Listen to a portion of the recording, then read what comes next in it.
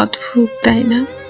সময়ের কোনো শব্দ নেই, কোনো ঘোষণা নেই, তবু ওটা আমাদের হাতের ফাঁক দিয়ে বালুর মতো গলে যায়। একদিন দেখি কত মানুষ বদলে গেছে, কত সম্পর্ক দূরে সরে গেছে, কত হাসি চুপচাপ স্মৃতিতে পরিণত হয়েছে। মাঝে মাঝে মনে হয় জীবনটা যেন আমাদের চোখের সামনে দিয়ে দৌড়ে পালিয়ে যাচ্ছে, আর আমরা শুধু দাঁড়িয়ে তাকিয়ে আছি, অসহায় নীরব।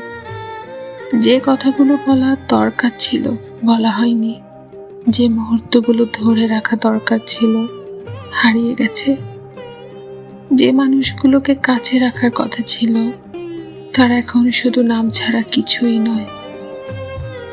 সময় কখনো কারোর জন্য থামে না, আর এই না থামার মধ্যেই সবচেয়ে বড় যন্ত্রণা। আমরা ধীরে ধীরে বুঝতে পারি যাদের জন্য বেঁচে ছিলাম, যাদের জন্য লড়েছি, যাদের হাসি দেখে নিজের জীবন সুন্দর মনে হতো, তাদের অনেকেই এখন শুধু গতকালের মতো ফিকে হয়ে যায়। জীবন আমাদের শিখিয়ে দেয় কেউ কারো চিরদিনের নয়, শুধু সময়ই চিরদিনের, কিন্তু সেটাও আমাদের সঙ্গে থাকে না।